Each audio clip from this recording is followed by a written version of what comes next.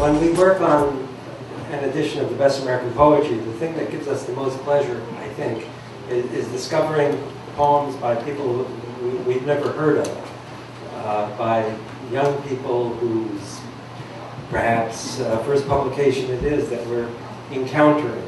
And this is what happened in 2003 when we read a poem by Marc Jaffee.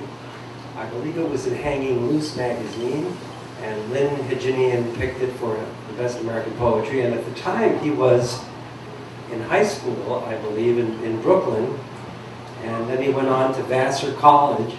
I met him once in October of that year, and I believe he's here. Yes. I certainly hope he's here. Oh, you're, I see. Yes, well, it's very nice to meet you again after about 7 years. So tell us all about yourself and what you've done, and read the poem and other poems. Marc Jaffee.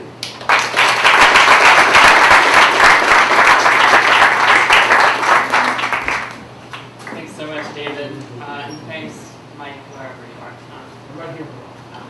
Thanks. King of Repetition. I am none but king of repetition. I am none but a soldier with naught but a mission. I am the hand with its finger always touching repeat. I am the winding street. I am the windy street. I am none but king of repetition. I am none but king of supposition. I suppose then I must take a position. I suppose I must await battle boldly, and shun selfish pleading, turn away coldly, and sway the hot day into brazen submission. I am none but king of repetition. I am none but king of sad persuasion. I am none but the salt for the sanguine abrasion. I am the finger of the hand that keeps the wound wet. I am the finger of the hand that you never forget. I am the finger, the hand, this mad persuasion. I am none but king of repetition. I am none but king of opposition. I am none but a soldier, pale malnutrition. I am the sickly stomach, and your lips and your eyes. I am your lips and your eyes and the things that arise. I am none but king of repetition. I am a liar with a folk song's heart. I cannot start, and I cannot restart. I am the finger and the foot and the following eye, which is present, which is prescient, a lie. I am a liar, and the lying my art. I am none but king of composition, composing a song, a lie, a mission. I want to repeat, and I want to repeat. I am the winding street, and the winding street. I am none but king of composition.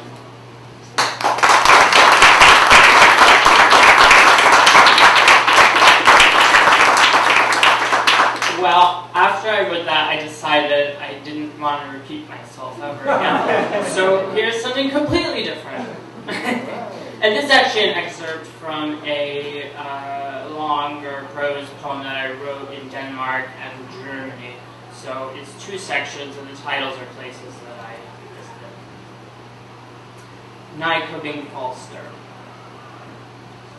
Morning, morning and after. What is after is but a small closing, as leaves close where the prey ran, underbrush still settling. I am quiet, and sometimes there is flotsam, sometimes there is closing, but closing is a part of it, a pageant partially, or of another sort completely. Here is the small rain that came down, and before a breeze, 2 forests and a bay, a road, the state of Denmark. Before I speak, I must learn the meaning of weather, a color called scrawl. The rain has claws, but still a moment, and that moment is what I am writing. I am writing to you mostly, and you are mostly what the moment is. Not a train of thought, but trails of smoke. Here is where the viola reverberates the language of a map, a place of strings before and after, and morning bleeds. absence of that. The body by the water, the body of water, the body hidden under, the roots that snap, the roots that cover the body, a time of thunder, a page or many. Bodies are scrolls, and yours is quiet, the quiet of reading or of rain. Morning and after, the body not perceived, the difference between. Baltic Sea. This is where it goes in billows, and the horizon keeps, is a way of keeping the level. The wind is gusts and blue, and the air is where the wind was. A gull follows onward, keeping time, going through. And the sea is an opening from rooms, vast and vacant, cannot be kept, cannot be a part of the horizon, since it does not reach. Onward, but still, the motion of the gull is none, and this is a concert. In the wind there is a sea, stillness of billows, where a melody skirts the horizon, undulates along a line, keeps a gentle slope that is a wave. What is seen is viewed. This is a breeze, this is a pressure, and now a precision returns to the face, gathered by the contours of the skin, and is a map.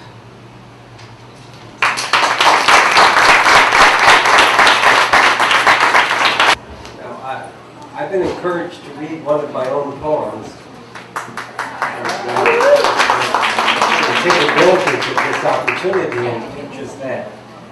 Now, I started writing a group of poems called Poem in the Manner of, and each poem is in the manner of a different poet, like Baudelaire or Milton or Yeats. But in fact, they're all really neat. Anyway, this is a poem in the manner of the 1960s. Naked women are the best. You meet them in cornfields and meadows. They are naked, and the moon is white. And it is summer with a bounty of apricots and plums. And then it is autumn, and you meet them in the city. You meet the naked women in cafes, at parties or bars, or art openings. Sometimes they wear sunglasses. Often they are smoking a cigarette and holding a cocktail. And there is a single ice cube in that cocktail.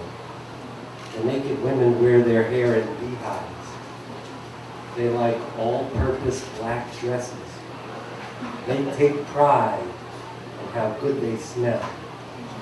And even when they are wearing their sleek black dress and clutching their chic black pocketbook, you know they are the naked women you have been dreaming of since you were 14 years old.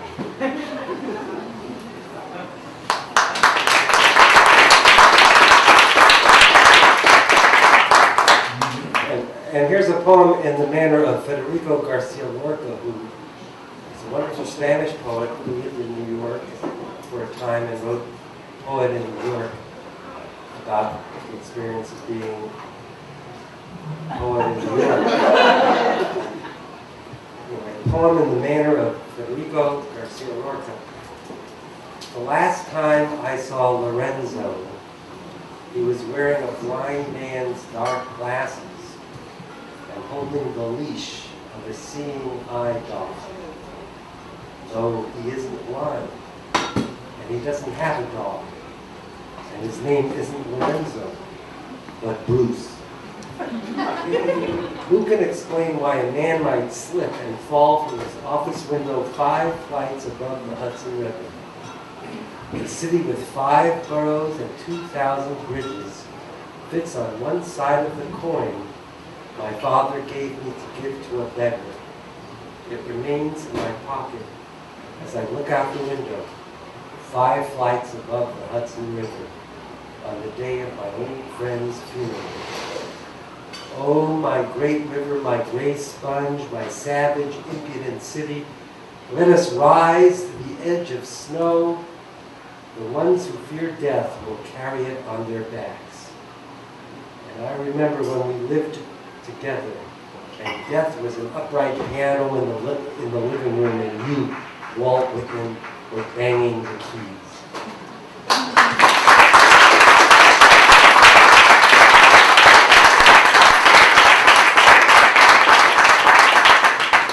That's an unrevised version. The revised version is much better, but I seem to have printed out an old version.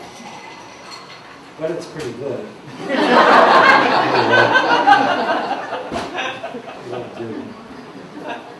So our next poet is Kamiko Han. Kimiko has had poems in Best American Poetry 1996 and 2001. She's a distinguished professor of English and comparative literature at Queens College of New York. And she favors the vodka martini.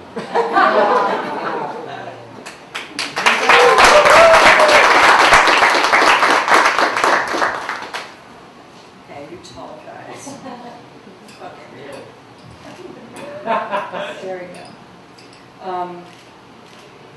As Timothy was saying, I mean, it's a big fucking deal to get your poem in one of these anthologies. So I am so happy to be here and so happy to be in two of these. So thank you, David. Thank you, Mike.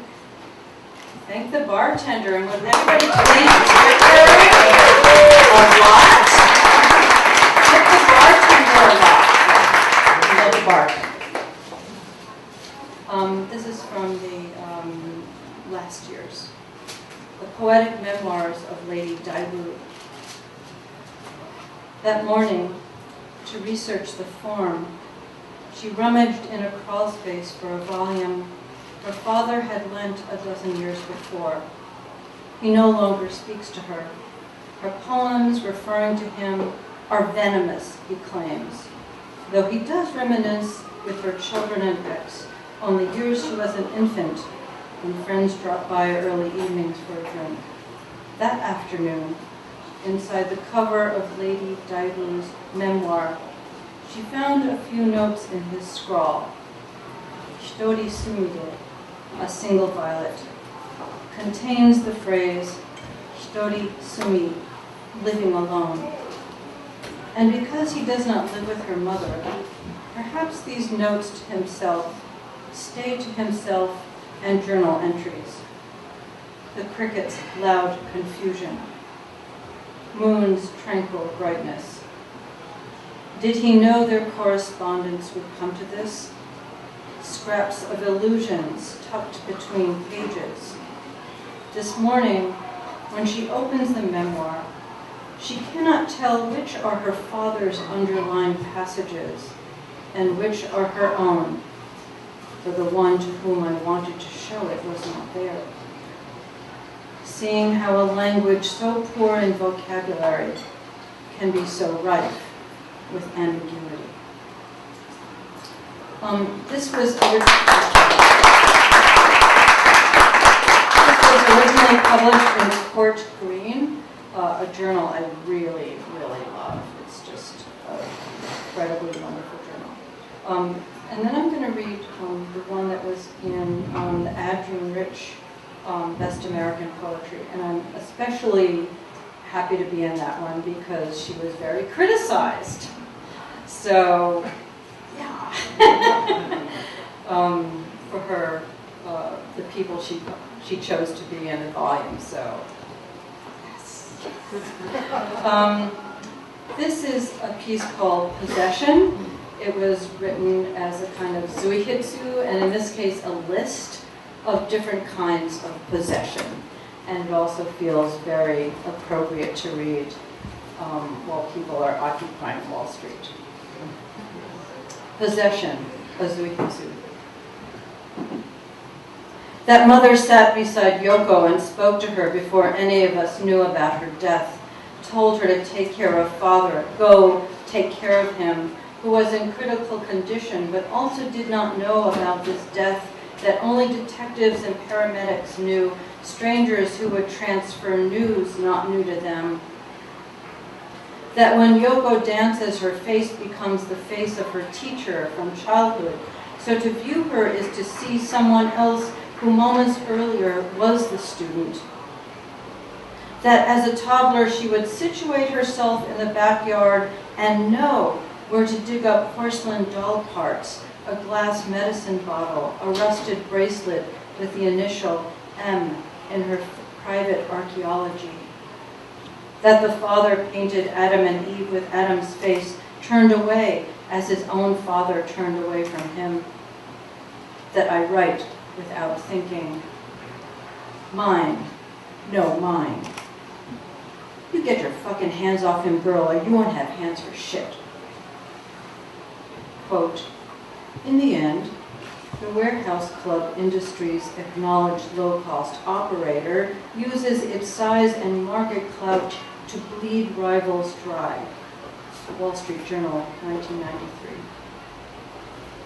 Quote, retail consultant Peter Monash estimates that Sam's Club cannibalizes itself in 45% of its markets in quest of a dominant market share. Wall Street Journal, 1993. Quote, the idea of using so much cash to suppress voter turnout rather than to increase it struck many as something new and odd. Wall Street Journal, 1993. That when he tests a pen, he always and unconsciously writes, but Mom. That when the 5-year-old tantrums, she alters her demand as the parent yields. Chocolate milk, too white, not this cup, not this spoon. Cleave to the soul. When someone else is in control of the body, gesture, organs, voice. There is a vast difference between private and personal property, one which the bourgeoisie has blurred to antagonize and terrorize the working class. At issue, who owns the means of production, including one's labor? His son died over 10 years ago and only now has resumed consciously writing about the death as surely as grief transforms into something else. A rocking chair, turpentine, a sesame bath oil, turkey soup. The critic wants her to write identifiably revolutionary, quote-unquote, poetry so he can critique it in terms of his sectarian past rather than explore future possibilities. Quote, the strangest thing was that her robes were penetrated with the scent of poppy seeds burned at exorcism. She changed clothes repeatedly and even washed her hair, but the odor persisted. The tale of Genji. The dispossessed. I saw a red bucket, then I saw a red car, then I saw a fire hydrant, then I saw bricks, then I saw a stop sign, and the elephant I lost was red and will never find it. Psychosomatic blindness. Whether he traveled or stayed home, he could not stop thinking about his deceased wife. Thank you.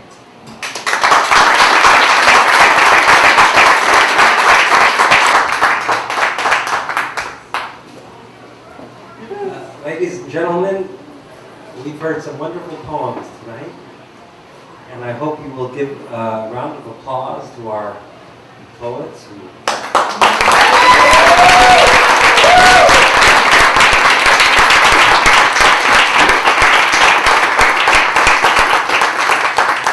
Thank you, poets. Thank you, Tim, Jason, Greg, Marilyn. All the poets back on stage. Every poet who read it on stage. We do it for the poet.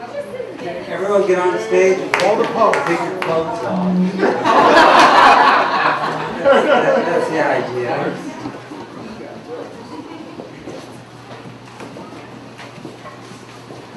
And now we will all sing a chorus.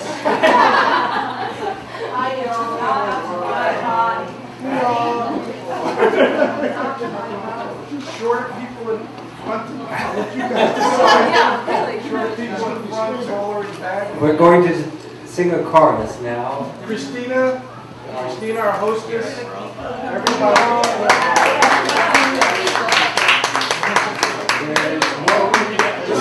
This is where the photographers earn their money.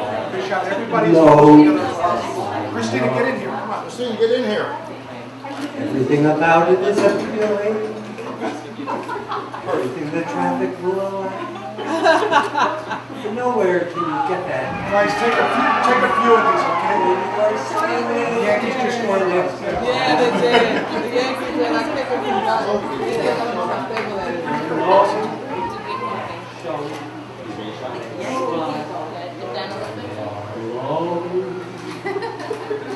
from the turkey that you know cold, you might be stranded out in the cold.